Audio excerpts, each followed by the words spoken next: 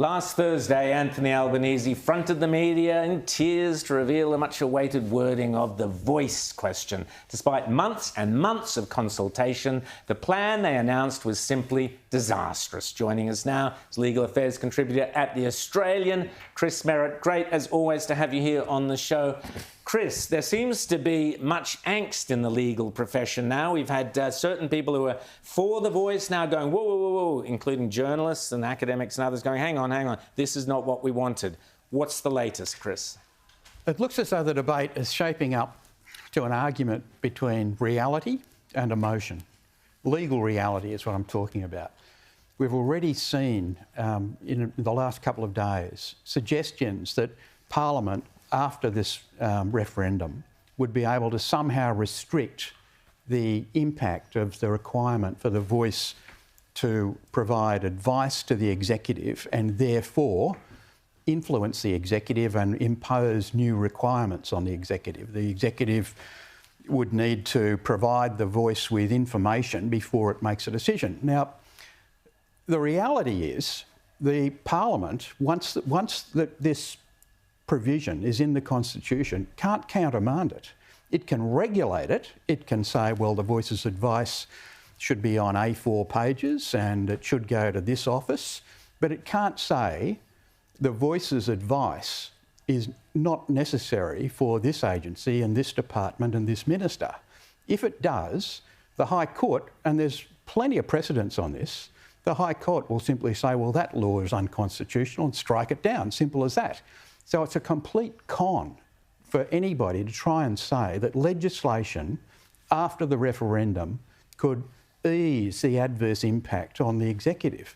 It just won't fly. It will fly in the debate, but not in reality. And that's why it's been reported the Attorney-General was against this wording. He was overruled by Anthony Albanese. How could Anthony Albanese sign up to something that is so reckless, that opens up this lawfare door so widely? Look, it's a surrender. It's a complete surrender. It's acquiescing to extreme demands by the working group, the all Indigenous working group on the referendum. Now, I don't, like Paul Kelly, I don't blame the working group. I blame the government for structuring the process in such a way that it put in the driving seat a single interest group. This is not a group that has the ability to take into account what's in the national interest. It will take into account what's in its own interest. James? And that's what's happened. And Chris, tell her, what is the significance that Greg Craven has now essentially broken ranks? He was one of the top advisors, legal constitutional scholars on this. Now, he says he's still going to vote yes, and he's figured out a way to blame Peter Dutton for this mess, which I think is a bit tendentious, but you do you, Greg. But what is the significance of his argument, which is basically to say, you know, as you said, this is the most extremist, maximalist form of this. I heard him say the other day that this would give the voice a chance to literally interfere with everything from parking fines to submarines. He said these words. Is he correct? He's absolutely correct. The form of words is open-ended and vague, and what that means, once it goes into the Constitution, the vagueness will be clarified by the High Court, not by the Parliament. Parliament might try, it might attempt to pass an act, it might pass an act, but it'll be struck down by the High Court if it goes too far. Look, I've got the utmost respect for Greg Craven. I think he's a remarkably honest and courageous constitutional lawyer, and he's punctured the balloon.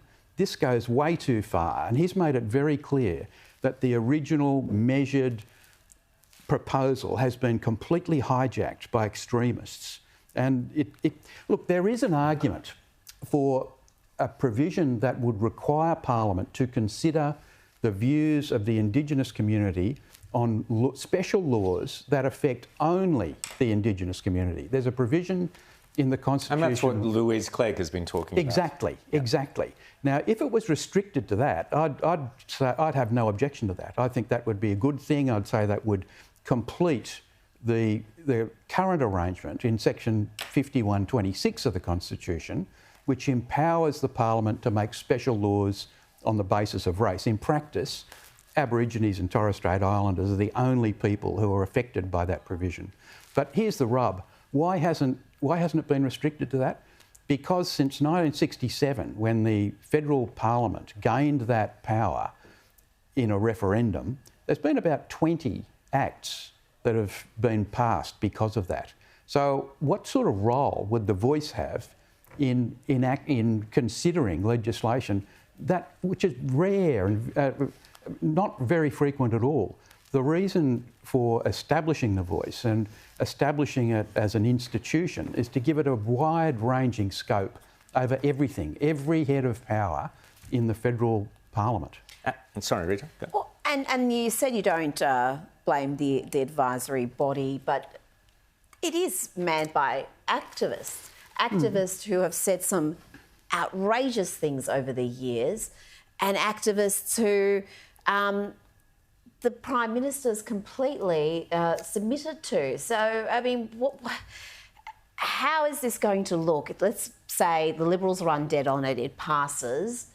Are we just going to have every second bit of legislation potentially end up in the High Court with judges determining the direction of the nation, not elected representatives? Look, I think... I don't think every second bit of legislation would finish up in the High Court. Bit of hyperbole there. It doesn't have to. Yeah. The voice can have an impact without legislation. It will change the way governance takes place. Ministers, department heads, right down to low-level decision makers would need to take account of the voice. Then, if they fail to, they'll finish up in the High Court, that's for sure. But that wouldn't happen all the time. But that is profoundly undemocratic. That flies in the face of everything we know about our democracy, what the Diggers fought for, every tenet of one person, one vote, that flies in the face of. So, Chris, we've seen, you've mentioned Greg Craven and his concerns. We've mentioned Louise Clegg and her alternative, which is far better. Paul Kelly, the journalist you mentioned in The Australian, has now turned around and said Albo's basically gone way too far and suggested the Liberals now need to oppose this if we're to have any sense. Maybe there's another scheme further down the track, but this proposal going ahead in this referendum is fundamentally wrong. Would you agree with that? Yes, fundamentally wrong, not just in practice, but in principle. It would fundamentally change the doctrine of equality of citizenship, where your vote is worth as much as your vote, unless you're Indigenous. If you're Indigenous, you get an extra way of influencing public policy outcomes that's not available to any other citizen. And Chris, you mentioned something a little bit about this before, but I want to dive into this a little more deeply. When you look at the academic writings of an awful lot of the people who have advised on this, they are far more extreme than what they say out in public. And the academic writings that I've read all talk about things like co-sovereignty and treaties, and well, treaties are already there in Uluru. Do you think that this may be part of the reason why they're not releasing the Solicitor General's advice on the voice, because it might, give the game away that, in fact, the much bigger agenda here is not so much, well, a voice and consultation so that we can hear things to get better outcomes, but actually fundamentally changing the democratic nature of society? Yes, I think so. But I think it's consistent with the secrecy that's surrounded this entire process. Normally, if you're going to change the Constitution, you'll have a convention involving the entire community, stakeholders from every group.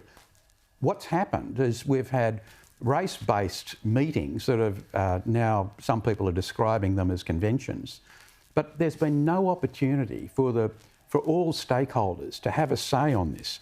The parliamentary process is not going to be adequate. It'll simply be make a submission and leave it up to the politicians to make a choice.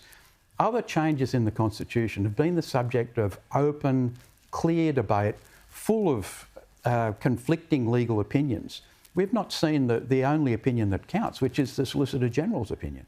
And the other stages that we already know about, the truth-telling, the treaty... Sovereignty. There's not going to be any referendums for that. The referendum is this. So if we say yes to this, that opens the door for everything that follows after that. Look, I tend to agree. I think it's the first... It's not yet New Zealand-style co-governance, but it is the first step towards that. If this gets up, that the other things that follow, treaty and truth-telling commissions, and all sorts of things will follow inevitably. Because the left always go, oh, we've had enough. That's all we need. That's all we need. We're happy now. Walk away, leave it. Yeah, that's always what happens. Yeah. Chris Merritt, thanks so much for coming on Outsiders. Always great to have you. Quite okay.